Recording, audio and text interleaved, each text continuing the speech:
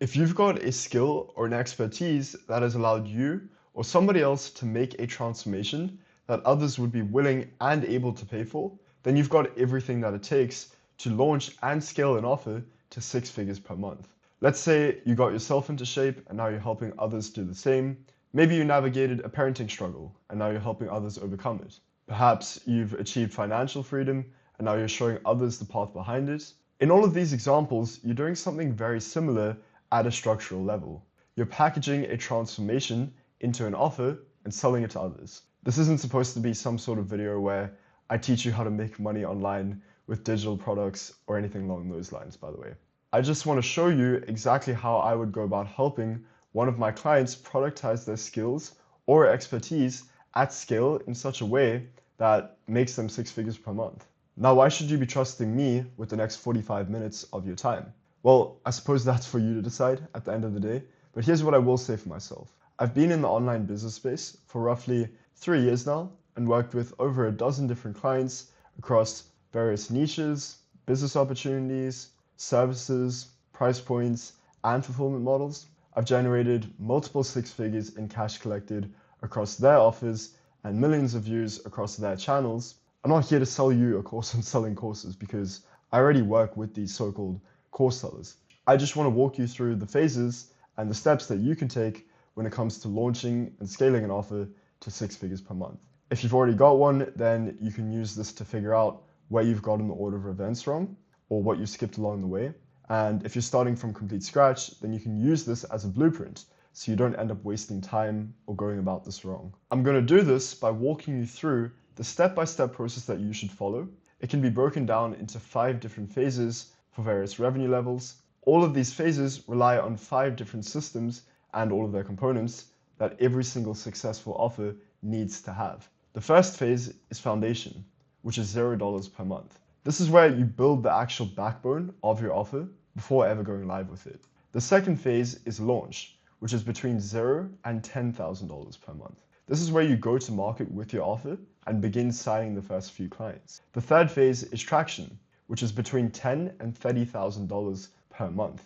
This is where you double down on what's working and hold back on the things that aren't. The fourth phase is scaling, which is between $30,000 and $100,000 per month. This is where you start making those big shifts that will get you to the next level. The fifth phase is compounding, which is between $100,000 per month and further beyond. This is where you reinforce everything in order to actually make it sustainable. Now, the first system is positioning. This is the way that all your systems are being presented to the market.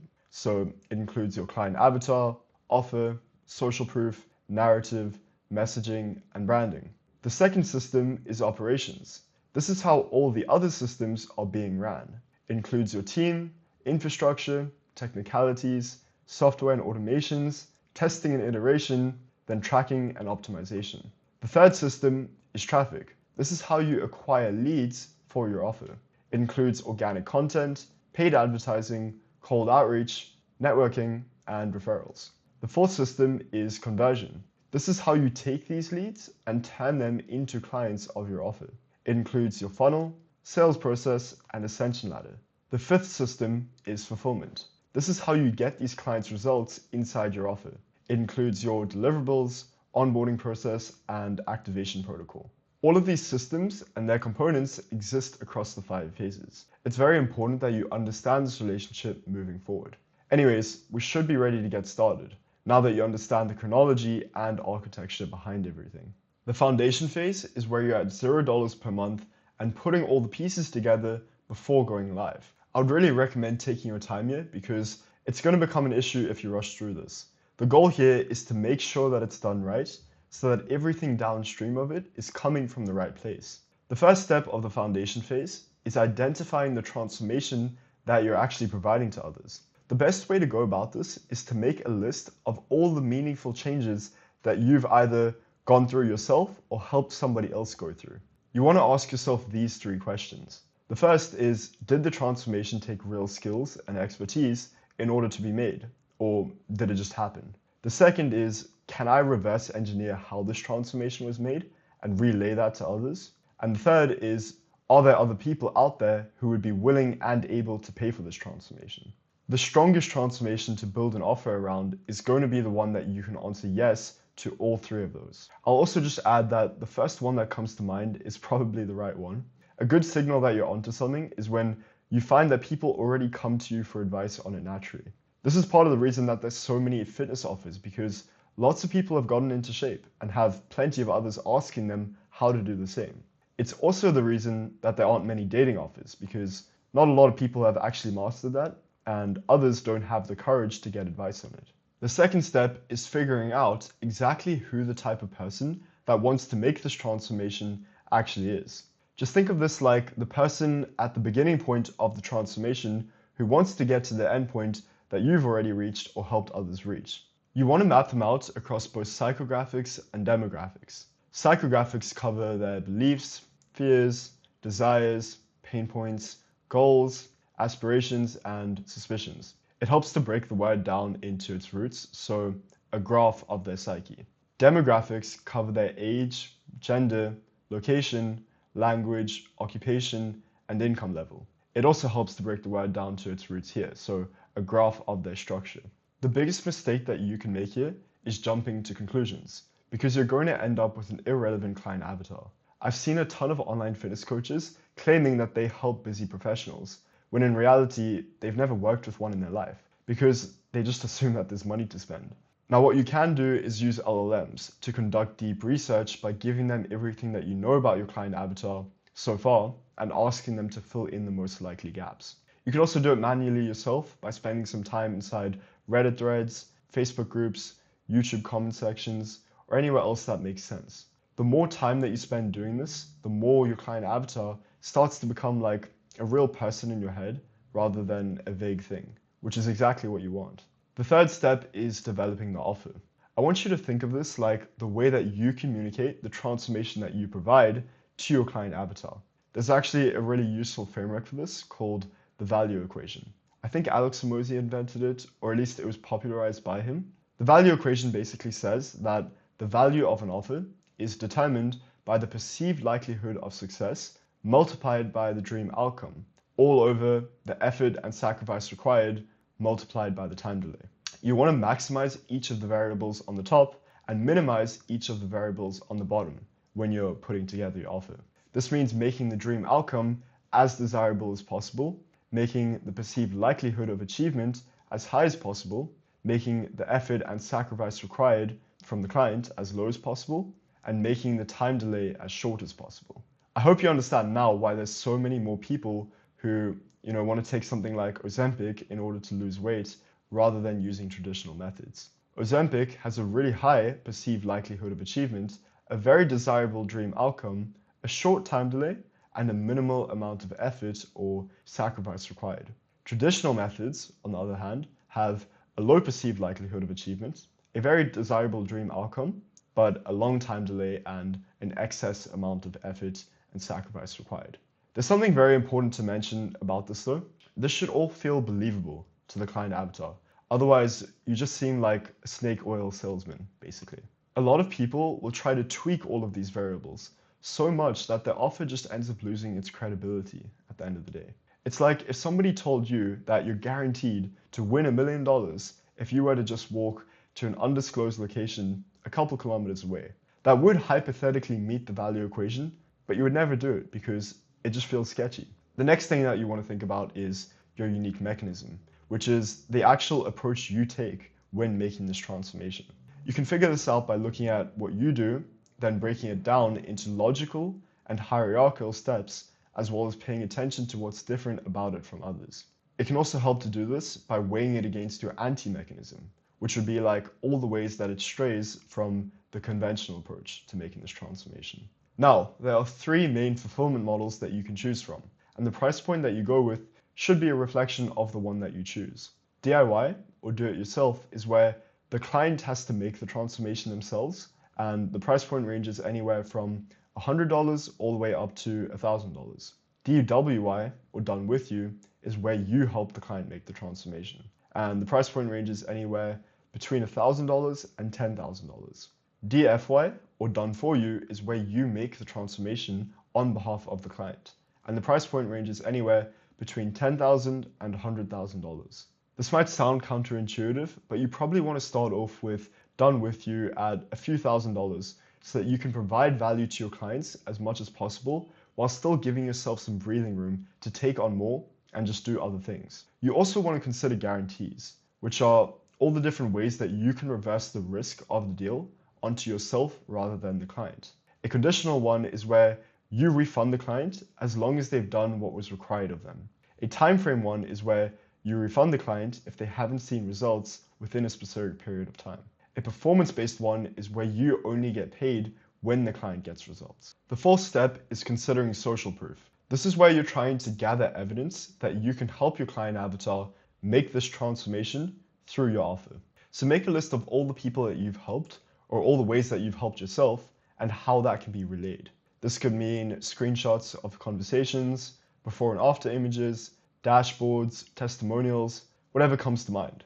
Just dump everything into a centralized place for now and try to organize it as much as possible. I'll be going into a lot more depth about this later on in the free course, and it'll be a lot more relevant to you at a later phase, but it's still important for now. The fifth step is creating your narrative. This is essentially the story behind the transformation that you've undergone or helped somebody else undergo. You want to do this by mapping the story onto the starting point prior to the transformation, the turning point that kickstarted the transformation, the point where you made the most change, and the point that you ended up after all of this. This is going to become like the spine of everything that you talk about publicly because it's the most authentic way to speak about your offer to others. Every great film that you've ever watched follows the same basic structure of doing this, called the hero's journey. Just imagine Rocky starts as a small-time boxer, gets the call when he's offered a shot at the title, then goes through challenges that turn him into somebody who can compete at the highest level, right? The reason this works so well is that when people buy offers, they're really wanting to step into a greater version of themselves. And this is the most powerful way of showing them how that journey would look. The sixth step is coming up with your messaging. This is the way that you actually speak to your client avatar about the offer through the lens of your social proof and narrative. It's very important to have a deep understanding of the words that they use to describe their current circumstance, their desired circumstance, and bridging that gap. This means their jargon, their slang, their quotes, their phrases, and even their misconceptions. A really good way to do this is by reading through stuff where your client avatar speaks for themselves. So you want to be going through Reddit threads, YouTube comments, Facebook groups, and Twitter threads, then collecting the exact language that comes up over and over again. The reason that you want to get this part right is so that all of your materials feel more like an internal monologue to them than a pitch. The seventh step is building out your branding. You want to create associations in the mind of the prospect wherever you can. You want to think about the color scheme that best suits you, the fonts that you like, the words that best describe you, and the movie characters that you resonate with. Let's say your brand colors are dark gray and gold, your font is smooth, your descriptive word is grounded, and your movie character is James Bond. This would become like a stylistic guide that you can reference anywhere. I'll be honest here and say that this part doesn't matter that much, and I'm not some sort of branding expert, but you just don't want to look like an amateur, if you know what I mean. The eighth step is setting up your software and automations. I'll just speed run through all of these for now. You want to use Discord for community, so that there's a sense of camaraderie amongst the members.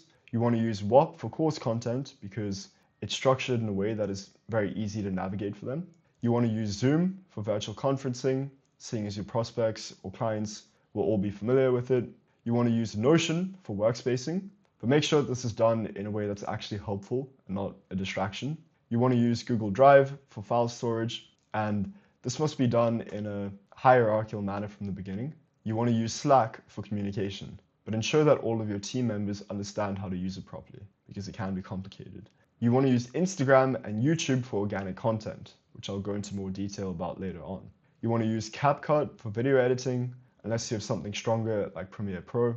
You want to use Typeform for applications, but make sure that it's configured in a way that actually qualifies leads in a logical way, rather than just for the sake of itself. You want to use Calendly for scheduling, and it's important that you get all the details right, like buffer times, availability, descriptions, branding, you get the point. You want to use Zapier for automations, but you must also ensure here that it's actually helpful rather than distracting. You want to use Claude as your LLM for heavy tasks like copywriting. You want to use ChatGPT as your LLM for general tasks so that things don't end up getting mixed up. You want to use Gemini as your LLM for image generation, like thumbnails. You want to use Canva for graphic design, like thumbnails as well, unless, once again, you have something stronger, like Photoshop maybe. You want to use Notebook LM for learning various things that you might not understand.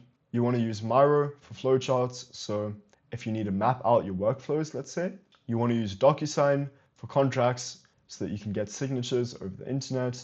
You want to use Stripe for payment processing because it's just like the industry standard, but if that doesn't work, then there are other alternatives. You want to use Fathom for note-taking so that you can record all your virtual conferences and get transcriptions from them with custom assessments.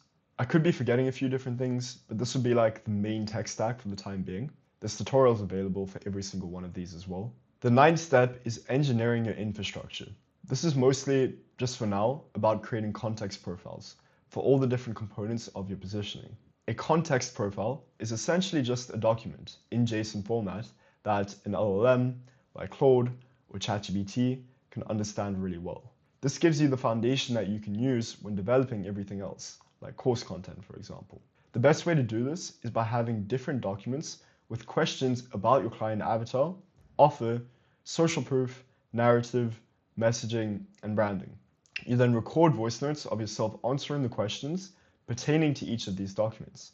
Afterwards, you upload the transcriptions of these voice notes to an LLM and get it to build out context profiles respective to the documents. All of these context profiles can then be uploaded into folders or conversations for the task at hand in order to ensure the highest performance, basically. It's important to do this well and understand that all of these context profiles will be evolving, seeing as everything else is downstream of them. The 10th step is handling all the technicalities, which is as boring as it sounds. You do need to take care of this from the beginning though, otherwise it can really come back to bite you later on. You want to have a contract that gets signed between you and all of your clients, which clearly covers your deliverables, refund policy, guarantee, price points, time frame, etc. The fastest way to put one together is by explaining to an LLM, ideally with all of those context profiles, what the deal entails, then having it generated. You also want to have a business entity set up and all your taxation done right. I'm not going to go too in depth here because I'm not a lawyer and there's a lot of different factors that go into this, but get that done. Another thing is having a privacy policy page and a terms of service page across all your landing pages because it's just a requirement for compliance. Your domain will also need its SPF, DKIM, and DMARC records done right in your DNS settings. Otherwise, your email deliverability will be pretty poor. The 11th step of the foundation phase is putting together your minimum viable product. This is like the skeleton version of what you're actually going to be handing over to your clients. It needs to be enough to help them make the transformation, but it shouldn't be so much that you spend forever building it out and it's not right. This usually comes down to course content, community, and coaching calls. You want to think of course content like modules with folders inside of those modules and recordings inside of those folders. The way to actually go about this is to first map out every single step a client would take from the start point to the end point of their transformation. You then want to record voice notes of yourself speaking about every single one of those steps, which then get made into transcriptions that form your knowledge base. Afterwards, you want to pull the relevant portion of that knowledge base out for each recording and turn it into a document that you can film yourself going over. All you need for now is enough recordings for your first few clients to go through while you work on coming up with the others, because it's not like they would have enough time to just go through all of them anyways. The community is really just a handful of channels for discussions, wins, questions, and any other subcategories that make sense for your niche. A nice touch is uploading a bunch of social proof to it before anybody ever gets inside, or having some sort of bot that can interact with the members. If you won't be able to take on a decent amount of clients immediately, then maybe invite some of your friends that would be interested, just free of charge. It's worth mentioning that having it be tight-knit in the beginning should actually be sold as more of a feature than a bug, because it's actually less attractive to prospects if you're already dealing with a ton of other clients. I would recommend hosting group coaching calls that all the clients are able to join either once or twice per week. The way to run these is by having a clear agenda before every single one of them, so that you don't just show up and wing it, otherwise it'll be a little awkward. Now, a typical coaching call will usually teach a specific concept that all the clients can implement throughout the gap between the next one, but you could even do Q&A sessions as well. It's also just a good idea to record these coaching calls and include them inside your course content, just to bulk it up a little bit more. The launch phase is where you're between $0 and $10,000 per month and are actually going to market with your offer for the first time. This is the moment when everything that you've built throughout the foundation phase gets tested against real people. The goal here is to validate that things are working properly and that you're actually able to get your first few clients some results. The first step of the launch phase is posting your organic content. I use the word organic content very intentionally, by the way, because you're not trying to build an entire personal brand. It's fine if you want to do that as well, but it isn't necessary. You just need to be putting out videos that are providing value to your niche. The entire goal here is simply to get your client avatar to know, like, and trust you enough to consider working with you. I'm just going to preface here by saying that I'm not an expert when it comes to this, and there's tons of other people that you can check out that will probably go into a lot more depth. But with that being said, I think that most people would agree that right now the two main platforms to be focusing on are Instagram and YouTube.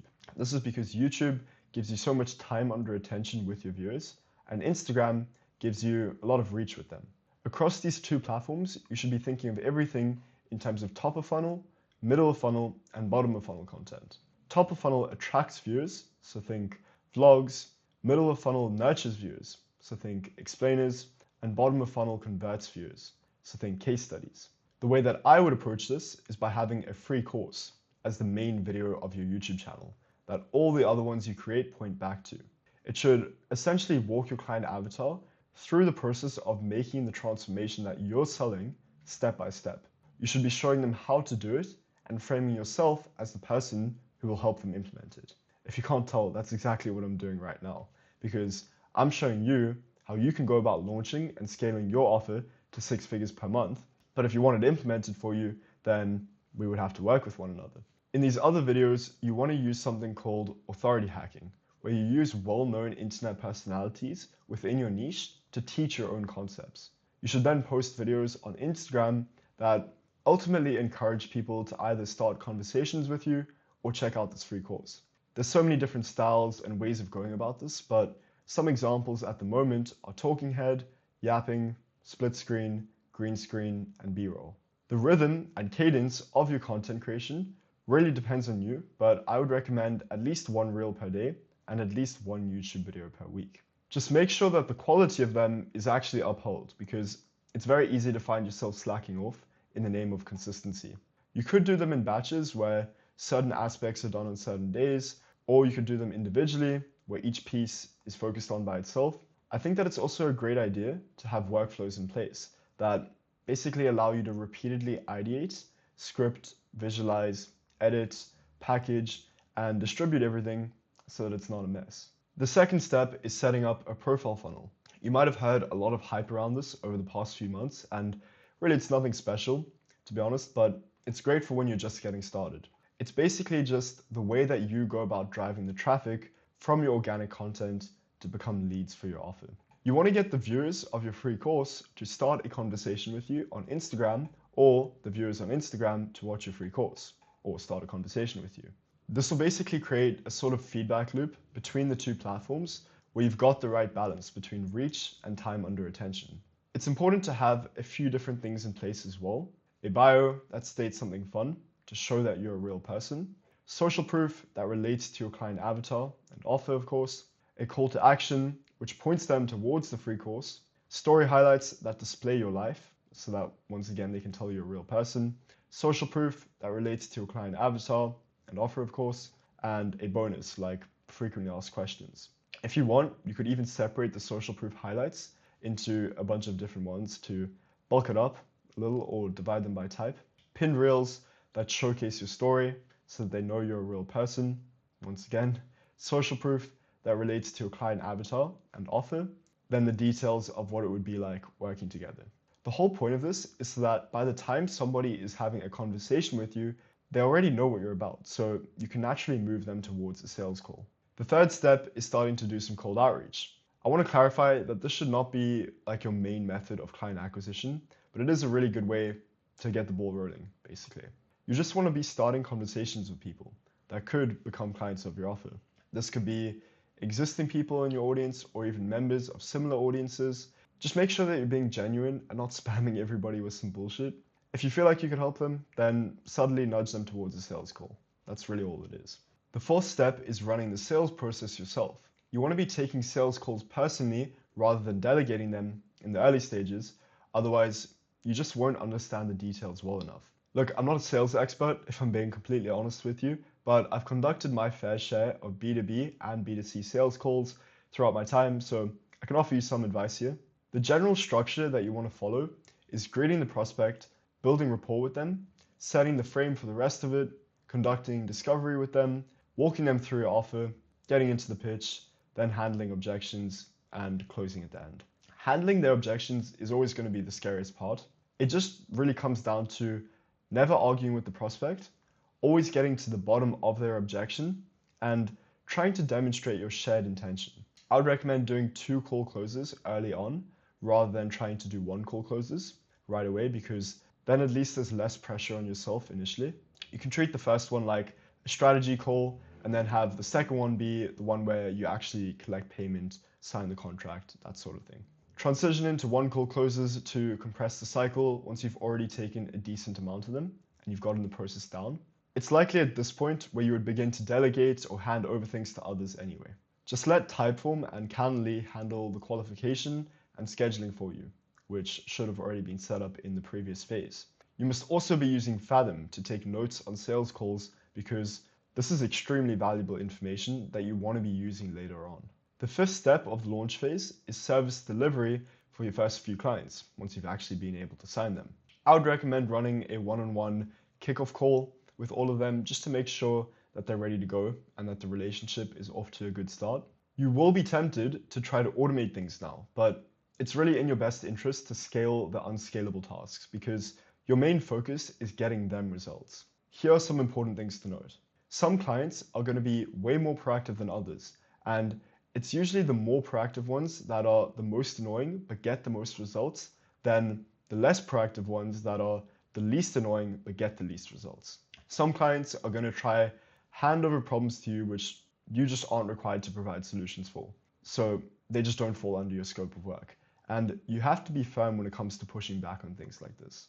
Some clients are going to ask for refunds or try to charge back, even when everything is going according to plan. So it is really your job to make sure that you've established early on what's required of them.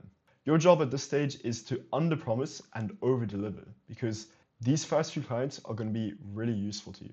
Their results are going to be leveraged a ton throughout all of your future materials. The traction phase is where you're between $10,000 and $30,000 per month and are now doubling down on what's working while pulling back on what isn't. This is also when you begin to build out your team a little so that you can remove yourself from being the point of failure. The goal here is to have the right things in place for you to be capable of scaling the offer without everything falling apart. The first step of the traction phase is treating your social proof more formally. You can now start putting it together in ways that are more helpful, seeing as you should have gotten some results for your clients in the launch phase. You need to think about capturing it, organizing it, and displaying it. The 4 main types of social proof that need to be captured are screenshots of conversations between you and your clients about the success, testimonials where clients speak about the success, interviews where you have a conversation with them about the success, and case studies where you go on and explain how you provided them with that success. The practical way to go about this is just being in regular contact with your clients and asking them how things are going because they will tell you at the end of the day. The 2 main ways that social proof can be organized are type, which means screenshots, interviews, case studies, and testimonials, then purpose, so handling objections or shifting beliefs. It's very important to have your sales reps trained on this so that they know which social proof to pull out and when to pull it out. The 4 main ways that social proof can be displayed are throughout your funnel, sales process, organic content, and paid advertising. The second step is revising all of your positioning based on what you've learned. Now that you've actually been working with clients, you'll have a much better understanding of what positioning is or isn't working. You want to look at things like the segments of your client avatar that you have the most resonance with, the framing of your offer that got the least pushback, and the messaging you used which turned leads on the most. Once you've gone through all of this, you want to update the context profiles that we spoke about earlier and ultimately just shift your mindset in accordance with them. The third step is building out a VSL funnel for the warm traffic that you've now been able to generate. It's essentially just a funnel that uses a VSL or a video sales letter as its primary sales asset. There's lots of different approaches to this, like indirect, where you work your way into it, or direct, where you just explain what they're getting. The most common structure will be hook that catches the lead's attention, super hook that gives them a reason to listen to you, lead, which transitions into the rest of it, problem, which addresses the thing that prevents them from making the transformation, solution, which makes your unique mechanism seem like the way for them to overcome this thing, offer, which shapes your offer as the means for implementing this unique mechanism, summary, which just drills everything back into them, call to action, which gives them one pathway, and conclusion, which greets them out. It's also very important that you understand what all of this looks like from the top to the bottom. The way that this usually looks is that your client avatar gets taken to an opt-in page, which asks for their contact information in exchange for the video sales letter, almost like a lead magnet. They then get redirected to a book a call page, which gets them to book a sales call. Afterwards, they're taken to a thank you page, which maximizes the likelihood that they show up to the sales call and that they get closed on it. A series of different email and SMS sequences will be sent out to leads depending on the actions that they've taken, like opting in but not booking, or opting in and booking, for example. Sometimes you might have sales reps dialing all the leads that opted in but didn't book a sales call, or triaging all the leads that opted in and booked a sales call. The reason you should be using it now, though, is because it's going to be a much more sophisticated way of capturing, nurturing, qualifying, educating, and reminding leads, which is especially important now when you're dealing with a ton of lead flow, because it just prevents ones from showing up to sales calls that are either confused or annoying. The fourth step is hiring your very first setter. A setter, or an appointment setter, or a sales development representative is basically just somebody who handles lead flow for you. They'll do things like dialing leads who opted in but didn't book a sales call, triaging leads that have booked a sales call, booking sales calls with leads that started conversations, and starting conversations with leads. I would recommend finding them through one of the infinite coaching programs or sales agencies out there that train and place them onto offers just like yours. The best part about them is that they're a commission-based role, so you'll usually have to pay them about 5% of cash collected on their associated deals. I would say that you shouldn't be hiring one unless their OTE, or on-track earnings, will total at around $3,000 to $5,000 per month. You should be providing them with qualification criteria that they can meet, scripts that they can use, protocols that they can follow, targets that they can reach, training that they can learn from, and reviews that they can take as feedback. They don't need to be extremely good just yet, because anybody can really fill the role as long as they're intelligent, coachable, and hardworking. The fifth step is hiring your very first closer. A closer, or an account executive, or a high-ticket sales rep, is going to be your replacement when it comes to taking the sales calls that your setter or VSL funnel has gotten onto the calendar. They'll do things like taking sales calls, of course, staying in communication with their associated clients, and updating the CRM. I would recommend finding them through one of the infinite coaching programs or sales agencies out there that will train and place them onto offers just like yours. They're also a commission-based role, so you'll usually have to pay them about 10% of cash collected on their associated deals. I would again say that you shouldn't be hiring one unless their OTE, or on-track earnings, will total at around $5,000 to $10,000 per month. You should still be providing them with qualification criteria that they can meet, scripts that they can use, protocols that they can follow, targets that they can reach, training that they can learn from, and reviews that they can take as feedback. If your lead flow is still quite light right now, then you could have the same person filling the role of both the setter and the closer until you feel justified in splitting them. I will say that this is the sort of role where you want to have somebody who's already got experience, or at the very least will be capable of performing without you. The sixth step is hiring a video editor. You want them to be like your right-hand man that eventually ends up filling the role of a content director. The biggest mistake that some offer owners will make is trying to find one for as cheap as possible, even though they know it's an extremely important role. The principle to follow is that you would rather find a creative person that can do video editing than a video editor that can be creative, if you know what I mean. Because they'll need to handle the video editing for all your raw materials, the development of your supporting visuals, and the creation of your packaging. You can find them through social media, of course, freelancing platforms, or even just your inbox. The seventh step of the traction phase is hiring a virtual assistant. It would ideally be somebody that's from a pro country, so that there's a currency discrepancy, well-spoken, so that there aren't any communication barriers, and inside a similar time zone to yours, so that there aren't long turnaround times. They'll need to handle things like managing your schedule and itinerary, keeping your inboxes up to date, and taking care of your databases. You also want to make sure that they have all the right standard operating procedures. These are essentially documents that walk them through exactly how to do every single task that they'll be responsible for, so that they don't need to ask you about it every single time. The fastest way to put these together is by filming yourself doing each task or recording voice notes describing yourself doing each task, and then transcribing them and uploading those transcriptions into LLMs that can basically develop the SOPs for you. The scaling phase is where you're between $30,000 and $100,000 per month. So now you're really making the big shifts. It's probably the most demanding phase, to be very honest with you, because there's so many different moving parts and the stakes are a lot higher, but trust me, it's worth it. The goal here is really tightening everything up in order to handle more volume. The first step of the scaling phase is dialing in on your fulfillment. You want to look at every aspect of your service delivery and ask yourself whether or not it will hold up at 10 times the volume. This means making the course content more polished, the community more interconnected, and the group coaching calls more worthwhile.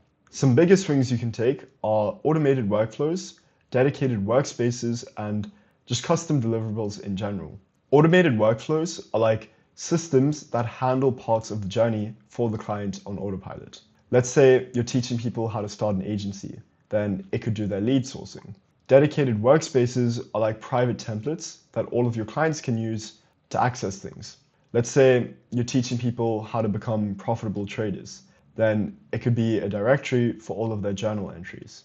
Custom deliverables are like personalized items that you provide to your clients that they can use throughout their journey.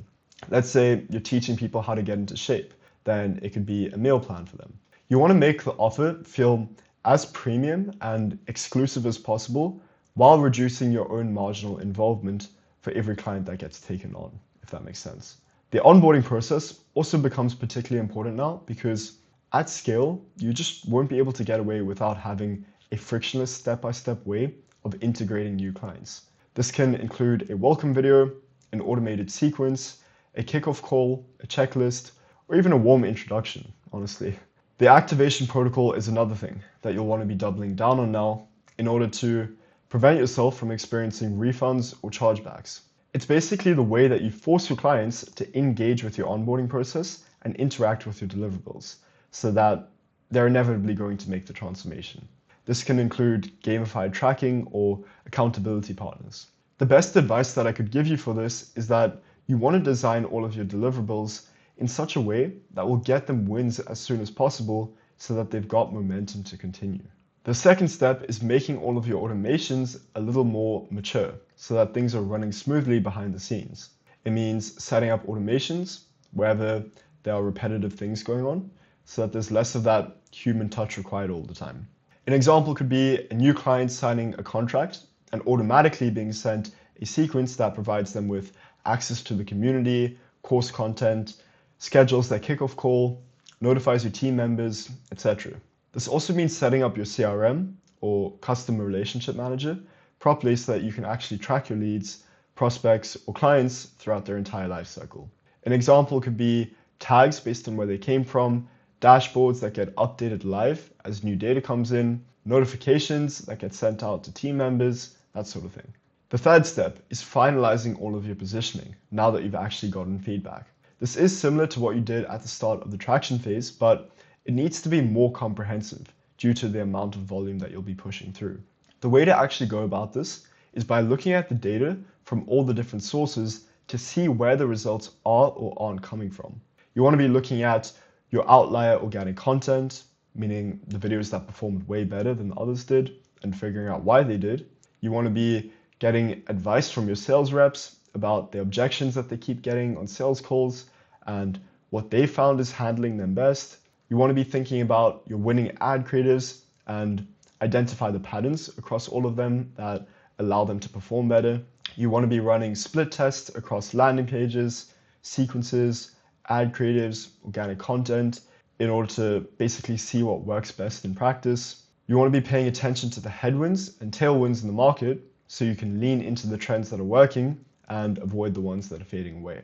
Once you've gathered all of this data, you can update your context profiles and lock in the new direction across every single touch point. The fourth step is building out a funnel that's actually suitable for cold traffic. There's a huge difference between a lead that's been in your ecosystem for ages and a lead that just found out about you a couple days ago. Leads from cold traffic, they just need more education, more nurturement, more framing, more familiarity. You get the point. It's like if you had an acquaintance ask you for something really valid, then you'd probably still need some convincing. But if your best friend asks you for something absolutely wild, you probably wouldn't need much convincing at all. The ultimate principle here, though, is that you need to be speedrunning these leads through the different levels of awareness. There are some others, but the main ones that you want to choose between are a self-liquidating funnel, a webinar funnel, and a challenge funnel. I won't go super into depth here because I'll probably add another hour to the duration of this video, so I would recommend watching videos that are dedicated to these.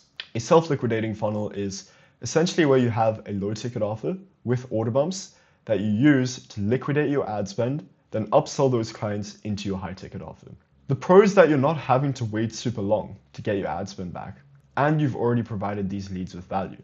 The con is that it requires a lot of setters, and it can be very easy to slip into what's called cannibalization. A webinar funnel is where you get as many leads as possible inside a live room where you teach them something and frame your offer as the means for getting it done. The pro is that it gives you time under attention with and develops a sense of reciprocity amongst them. The con is that there are lots of different moving parts and it kind of requires a good presenter. A challenge funnel is essentially the same concept as a webinar funnel, but it usually spans across a few days with an emphasis on showing and not telling. The pro is that it makes the leads feel like they can easily apply everything that you're teaching.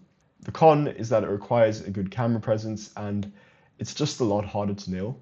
It's very important to have one of these in place though, because when you run paid advertising at scale, your funnel that's designed for warm traffic just won't hold up anymore. The fifth step is building out a legitimate sales team. This usually means having multiple setters, multiple closers, and even a sales manager or a setting manager in order to handle their performance, training, and accountability. The same coaching programs or sales agencies that you use to place your very first setter or your very first closer could probably help you place additional ones. Otherwise, your existing setter or your existing closer could probably help you find others too, because they've usually got quite a strong network of them. I would recommend promoting your current setter to a setting manager or your current closer to a closing manager if they're fit for the role. The sixth step is installing an ascension ladder throughout your offer.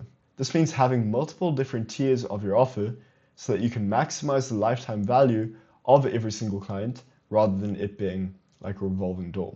The way that you want to go about doing this is by having a core price point along with an upsell and a downsell. You want to have a downsell with course content which only gets introduced to prospects when they are unwilling and unable to go with the core price point. You want to have a core price point with course content, group coaching calls, and community which gets introduced to all prospects. You want to have an upsell with course content, group coaching calls, community, one-on-one coaching calls, and one-on-one access, as well as some other things that you might want to add, which only gets introduced to prospects when they are willing and able to receive more than the core price point. The reason this matters so much is because it's always going to be easier to make more money from an existing client or prospect than trying to make any money from somebody that just isn't one at all yet.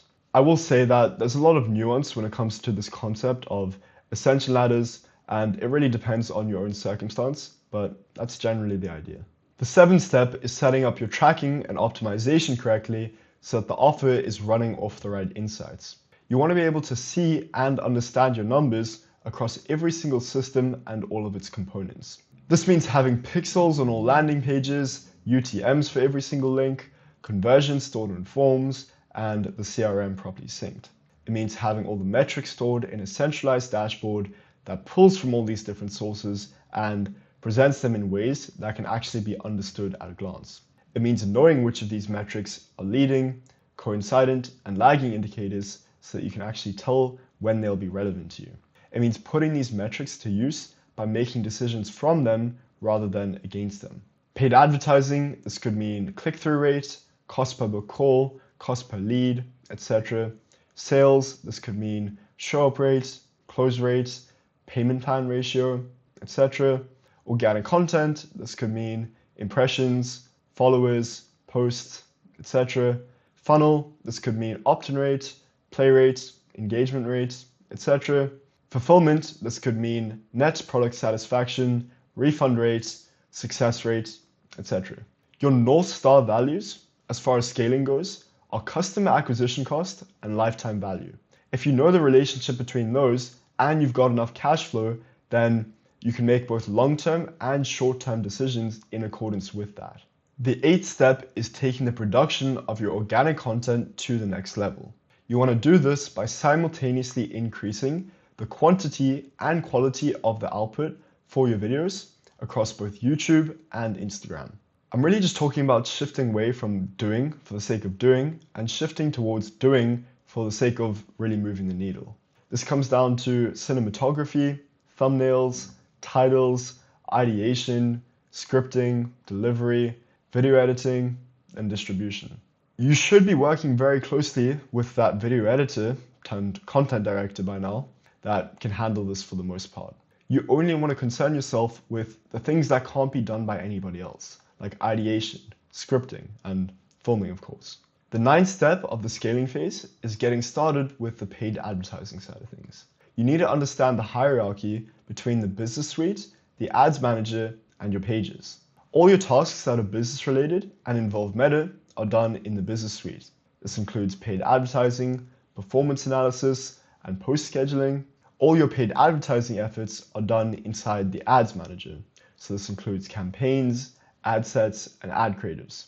All your ad creatives are displayed via your pages. This includes Instagram, Facebook, Threads, WhatsApp, and Messenger. You also need to understand the hierarchy between campaigns, ad sets, and ad creatives. The hierarchy goes campaigns, then ad sets inside of those campaigns, and ad creatives inside of those ad sets. Campaigns determine which ad sets you're going to be running and what the paid advertising is leaning towards. CBO, or conversion budget optimization, means that Meta manipulates the amount of ad spend that goes towards certain ad sets, but it's fixed at the level of the campaign. This includes awareness, traffic, engagement, leads, and sales. Ad sets determine which ad creatives you're going to be running and who will be seeing them. ABO, or ad set budget optimization, means that Meta manipulates the amount of ad spend that goes towards certain ad creatives, but it's fixed at the level of the ad set.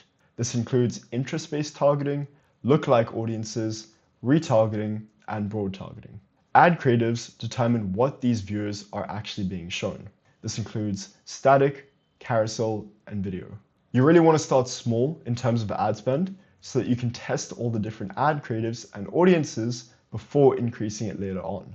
The way to think about this is in cycles, where you launch a batch of ad creatives at a low ad spend, decrease ad spend on the ones that don't perform, increase ad spend on the ones that do perform, then repeat with new variations of the winning ones.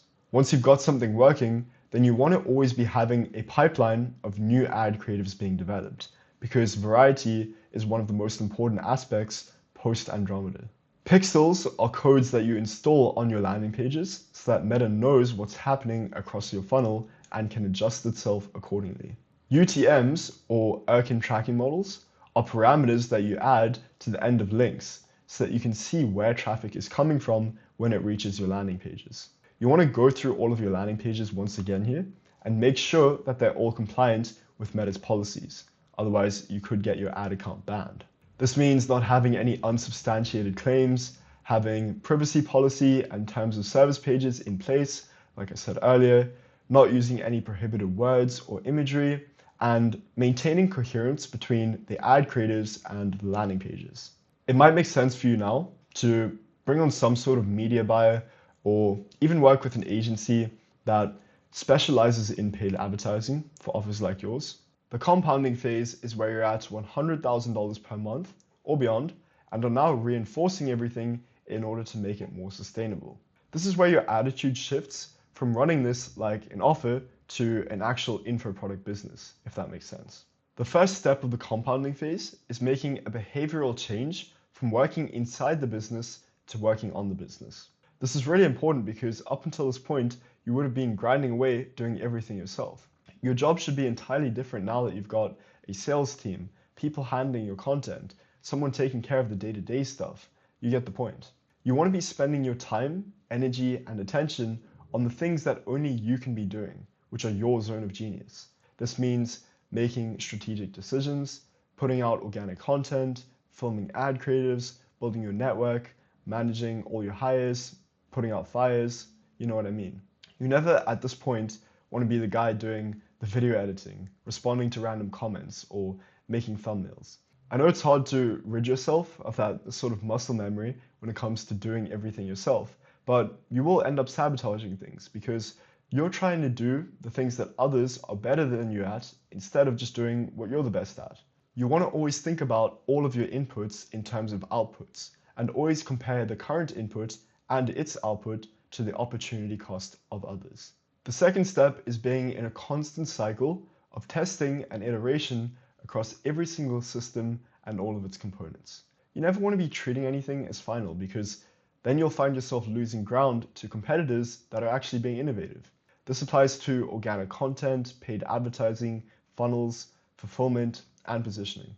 You always want to be identifying and fixing bottlenecks in order to find new edges wherever you can.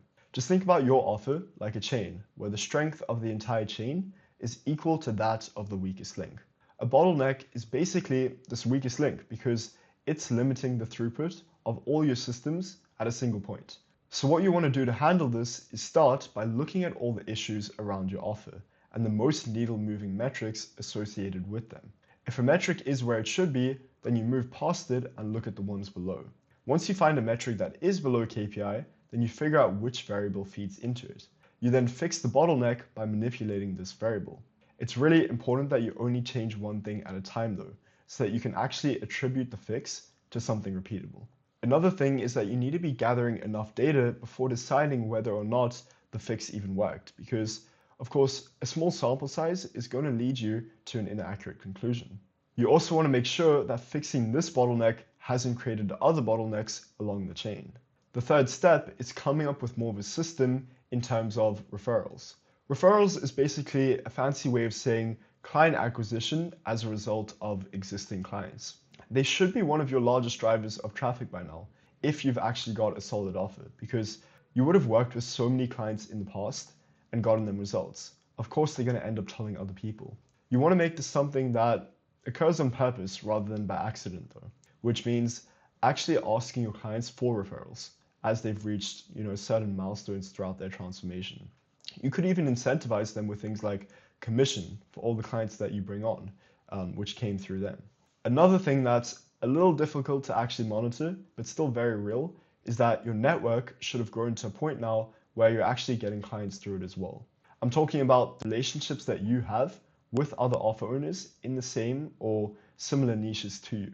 I know it's very difficult to build a strong network in the beginning when you haven't really done anything, but it's still something that you should try to do along the way. The fourth step is taking big swings, especially when it comes to fulfillment. You've bought yourself some breathing room now from the success that the offer has already had, so why not start trying to make quantum leaps?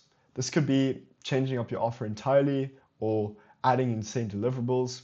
It's difficult to do this in the previous phases because you were either too small or trying to prepare for more volume. But now it makes sense to really place yourself at the top.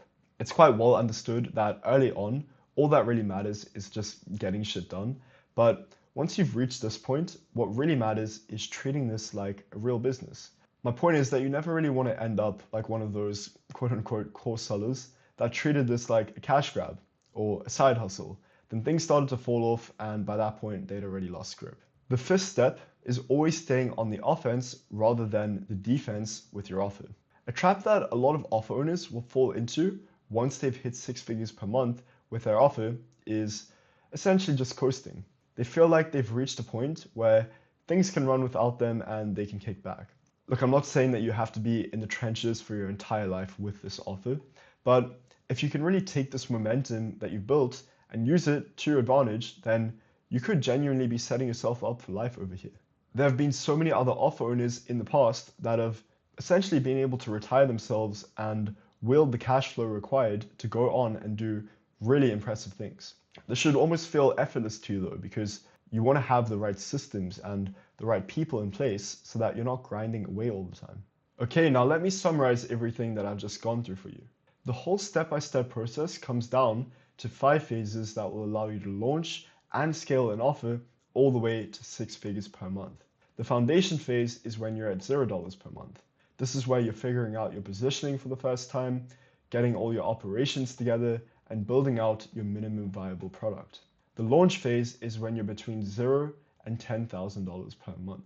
This is where you're getting started with organic content, setting up a profile funnel, doing some cold outreach, running the sales process yourself, and conducting some service delivery. The traction phase is when you're between $10,000 and $30,000 per month. This is where you're trading social proof more formally, revising all your positioning, building out a VSL funnel for warm traffic, and hiring your first team members. The scaling phase is when you're between $30,000 and $100,000 per month. This is where you're tightening up fulfillment, making operations more mature, building out a funnel for cold traffic, growing your sales team, implementing an ascension ladder, focusing on unit economics, pushing organic content, and turning on paid advertising. The compounding phase is when you're at $100,000 per month or even further beyond. This is where you're shifting from working inside the business to working on the business instead, constantly testing and iterating, systemizing referrals and network, taking bigger swings, and being more on the offense. All of these phases sit on top of the 5 systems, which are positioning, operations, traffic, conversion, and fulfillment. Every single decision that you make as an offer owner will fall under one of the components of these systems. I want you to think of this like less of an instruction manual and more of a guide. You can use it to figure out what you need to be doing, what you've missed out on, and where you got the order of events wrong. If you've watched all the way up until the end of this free course, then you've probably realized by now that you want to get your offer to 6 figures per month. This could mean that you're either launching one or you're scaling one. Either way, I've got something for you if you want to get a better understanding of what this actually looks like in your circumstance. I've actually built a diagnostic tool named Momentra. It's completely free of charge. In fact, I'm actually losing money with it because I have to pay for the token usage. What it will do is essentially ask you a series of questions and use your own answers to provide you with a dynamic model for launching or scaling your offer. A dynamic model is basically just the approach that I've been touching on throughout this entire free course. It means that you're taking the timeless insights from the top experts in the space, the proven best practices in this current landscape, what's working amongst your own competitors, and configuring it around your own offer across the 5 systems that drive its success. You can find a link for that in the description of this video or even inside my bio, so just run through that whenever you get the chance. Now, if you don't want to be doing any of the tasks that fall outside your zone of genius, this includes getting your clients results, putting out organic content, filming ad creatives, and overseeing things. If you want somebody else to handle all of the tasks that do fall outside your zone of genius, this includes positioning, operations, funnel, paid advertising, sales process, ascension ladder, you get the point. Just DM me on Instagram. I'll respond to every single one of them personally so that we can see if there's any potential for a partnership with one another. Anyways, launching and scaling an offer to 6 figures per month is so doable right now if you've got some sort of skill or expertise that will provide people with a transformation that they're willing and able to pay good money for. That's really all it takes. The hardest part is just diligently taking all the right steps across all the right phases in all the right ways, in all the right order.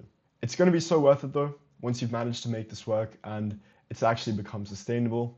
If you found this valuable, then go ahead and like this video, subscribe to my channel, drop a comment, anything to engage. Now, with that being said, I really do appreciate you watching all the way until the end of this free course, and I hope you have a great rest of your day. Cheers.